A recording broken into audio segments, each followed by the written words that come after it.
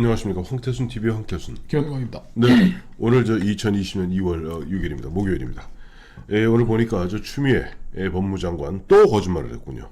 또 거짓말을 했어요. 피노키오처럼 코가 자꾸 커지겠는지. 글쎄 말이에요. 추미애 장관은 보니까 끝없는 변명과 억지로 점철하다가 이제 대놓고 거짓말하다가 이제는 기자한테, 그것도 법조 출입 기자한테 한 방 세게 먹었습니다. 뭐 추미애 장관의 그동안 억지 보면 법무부 훈령 갖고 뭐 국회법이라든가 국회에서의 증언 및 감정에 관한 법과 심지어 헌법 정신까지도 깡그리 무시하면서 우겼던 추미애 장관. 또 어제는 또 기자들이 이걸 오늘이군요. 2월 6일 오늘 보니까 마침 뭐 서울 고등검찰청에서 보니까 법무부 대변인실 분실을 갖다 거기 만드는 모양이에요. 이제 앞으로 보면은 과천에 있는 법무부까지 기자 오기 힘드니까 저 서초동에 와서 검사들 갖다 감시하겠다는 겁니다. 법무부가. 자, 거기 오늘 개소식 하는 자리에서 기자들이 막 이것저것 물었을 거 아니에요. 보니까 법무부 추 장관 예전에 추미애 저 대표 시절에 당시 박근혜 대통령 관련된 그 관련자들의 공소장 갖다가 일일이 전문을 낭독하면서 그걸 들면서 박근혜 대통령 탄핵 소추를 요구했던 추미애 장관 아닌가, 추미애 대표 아닌가. 그런데 왜 지금은 13명에 대한 공소장 71페이지의 공소장 갖다 3페이지를 압축해서 그야말로 그걸 했느냐 그랬더니 또 이상한 소리 했어요. 그러니까 뭐 지금까지 나 요새 저도 TK니까 이런 얘기 한마디 해도 되겠다. 네. TK 그 남매 네네. 유시민 추미애의 이 거짓말이 네. 정말 뭐 역대 기록을 지금 갈아 끼우고 있다. 네네. 유시민이가 그랬지 않습니까? 정경심이가 자기 집 PC를 갖다 뭐 그 안에 있는 그 하드 드라이브 교체하고 뭐 한 거는 증거 인멸이 아니고 증거 보존이다라고 얘기를 하는 정신 나간 소리 하더니 추미애 장관이 뭐 계속 이제 뭐 검찰이 국회에다 뭐 공소장을 넘기는 것은 뭐 옳지 않은 행동이기 때문에 잘못된 관행이기 때문에 내가 법에 있는 법을 위반하면서까지 내가 하겠다고 또 새빨간 거짓말을 또 하더니 억지죠. 견강부의 억지 이런 걸 TK 사람들의 특징이냐 제가 그래서 아니 그럼 말도 안 되는 소리를 하냐 말이야. TK는 영남 퇴계선생 후예로 남인들이 뭐 목에 칼에 들어와도 바른 소리 하는 선비들이 모인 곳인데 그런 거지 같은 얘기하는 사람을 자꾸 TK에 갖다 붙이느냐 혼을 냈는데 오늘은 또 공소장 공개 안 하는 게 무슨 선진적인 뭐 법리인 것처럼 미국 법무부도 그 공판 시작되는 날까지 그 공소장을 공개하지 않고 있다라고 또 새빨간 거짓말을 한 거예요. 그러니까 보니까 그 SBS에 보니까 법조 출입의 임찬종 기자가 즉시 가짜 뉴스라고 반박을 했습니다. 가짜 뉴스죠. 예, 그러면서 임찬종 기자 이렇게 했어요. 보면 추미애 법무장관과 이용구 법무부 법무실장의 그 이야기를 듣고 즉시 미국 법무부 홈페이지를 들어가 봤다. 그랬더니 미 연방정부 법무부 보도자료에 올려놓은 저스티스 뉴스에서 기소 직후 보도자료를 배포한 최근 사례를 살펴봤다. 2019년 12월 20일에도 그러니까 이건 미국의 연방검사도 보면 기소하고 바로 그 다음날 홈페이지에 공개한다는 겁니다. 이거 추미애와 유시민 식으로 좀 뭐 새빨간 거짓말을 하니까 사람들은 또 새빨간 거짓말을 계속하면 그게 추미애가 판사진은 법무부 장관이 이제 거짓말 하겠냐라고 하는데 우리 형사법 소송법 체계 내에서도 즉시 공개하는 게 맞는 거예요. 자, 추미애는 지금 악마의 변호사 노릇을 하고 있는 거 아닙니까? 13명 울산 부정선거 저지른 지금 그 뒤에 숨어 있는 임종석과 문모 씨는 지금 뭐 안 드러났지만 어떤 분은 그런 얘기하더라고. 7월에 발족하는 공수처의 첫 수사 대상은 문모 씨가 될 거라고 얘기를 하는데 이런 얘기를 하는 뭐 인권 뭐 보호 차원 이렇게 얘기를 하는 거 아닙니까? 이거는 범죄를 저지른 그 13명의 입장에서만 그 사람들의 입장에서만 이야기하는데 이 사람들이 저지른 조직적인 관건 부정선거로 인해서 피해받은 김기현 전 울산시 안배는 수많은 사람들의 침해된 인권을 복구시켜줘야 될 거 아닙니까? 그렇죠. 그런 측면에서도 하는 게 공개하는 것이 맞고 지금까지 법리도 그러는 거고 그리고 이 공소장이라는 건 재판이 진행되면은 검사가 그 재판장에서 저 재판장님 쫙 읽게 돼 재판을 시작하는 것이기 때문에 이 공공적인 거기 때문에 당연히 공개하는 것이 맞는데 어디다가 이렇게 저 세 가지만 지적할게요. 네. 우선 뒤부터 지적할게요. 네. 추 장관이 이런 식으로 공소장, 뭐 사실은 뭐 동아일보를 통해서 한번 보도되고 뭐 있습니다. 나온 거죠 지금. 이렇게 늦게 하는 이유가 결국 선거에 임박해서 확 터뜨려 갖고 그냥 민주당 망하게 하려고 그러는 거 아닐까요? 문 대통령 망하려고. 우리가 어저께 엑스우먼 얘기했지 않습니까? 두 번째 보니까 이 추미애 씨가 보니까 뭐 이것이 인권 보호 어쩌고 저쩌고 하니까 자기들 편인 참여연대하고 자기들 편인 정의당에서조차도 무슨 소리 하는 거냐. 2005년에 당시 노무현 참여정부 시절에 이것을 갖다가 공소장을 공개하도록 만든 것은 오히려 사법체계에 진일보된 것이다. 왜 15년 와서 뜬금없이 갖다 헛소리 하느냐 하고 참여연대하고 정의당조차도 지금 보면 추미애를 공격하고 있어요. 세 번째, 민주당 내 보면 우리 바른소리 잘하는 금태섭 의원이라고 있죠. 아마 이 양반 공천 받을지 모르겠습니다만 금태섭 의원도 얘기하는 거예요. 그 양반 법률 전문가입니다.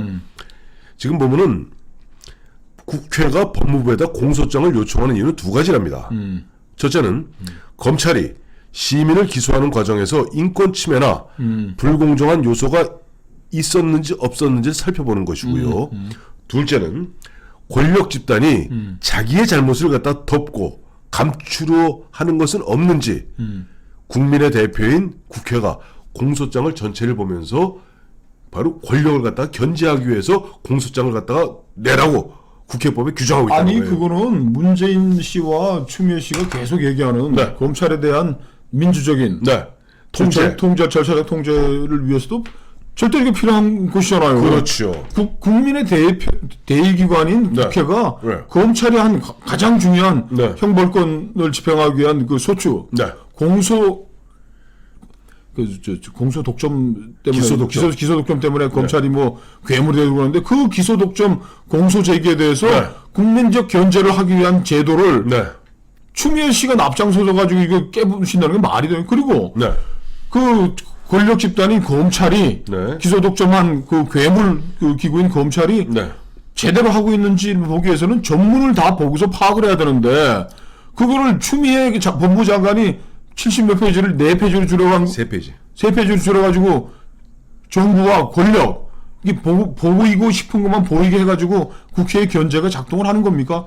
추미애 씨 이렇게 새빨간 거짓말 해가지고 결국 문재인 대통령 7월달에 아니, 그러니까 내가 뭐 추미애가 참 미련한 친구인 게 이런 식으로 그냥 넘겼으면은 그냥 넘겼으면 그냥 거기서 또 보면 정치권에서 보면 여야가 서로 감론 늘박하다 보면은 국민들 보면 입장에서는 아유 또 저거 저 문제 갖고 또 보면 뭐 또 그렇죠. 정쟁 벌이는 모양이다 끝날 얘기예요.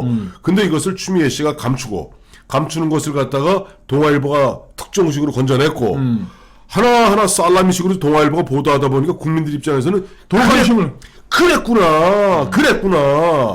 그렇죠. 이제 추미애 씨가 이 13일에 네. 울산 부정선거 공모자들의 네. 이제 변호인을 자처하는 거 아닙니까? 손바닥으로 저 하늘을 가리면서. 아까 데블스 애드버키트라고 그랬죠. 악마의 변호사. 네. 근데 그 논리도 뭐 엉성하고. 네네. 지금 그래서 뭐 어떤 이렇게 호사 취미가 있는 유튜브에서는 말하기 좋아하는 사람들. 추 장관하고 대통령은 아무 교감이 없이 네. 이 울산 부정선거가 지금 흘러가고 있는 거 아니냐. 국민적 분노는 지금도 점점 더 이제 고조시켜가고 있고. 저는 그 말에 굉장히 또 나름대로 호사가들의 단순한 이야기가 아니라 추 장관이 교감이 있었으면 드루킹 사건을 갖다가 그렇게 크게 만들어냈을 리가 있겠습니까? 아니 2018년에 드루킹 때는 네. 진짜 몰랐던 거지. 근데 법무부 장관은 그래도 저 정부의 의사정책 결정 구조 안에 이제 들어가 있는 것인데 네. 지금 그 이광철이나 뭐 네. 최강욱이 이런 친구들이 이 지금 권력 핵심에서 벌어지고 있는 울산 부정선거의 네. 그 왁구에 대해서 전혀 얘기를 안 해주고 그냥 야 추미애 너는 누구야 박상기 해. 그리고 그냥 확 제껴놓고 있는 거예요 지금 처지가. 글쎄 이제 오늘 저도 안 거 점심 때 보니까 이제 보면 바로 직전 정부까지 이제 고위직을 맡았던 몇 분들하고 이제 점심 먹고 많은 이야기하면서 그 공통적으로 하는 얘기가 이런 이야기 하더라고요. 보면은 문재인 대통령이 딱 한마디로 문재인 대통령이 이렇게 표현하더라고요. 얼음 같은 사람이다. 어른? 얼음 아이스. 냉혹한 사람이?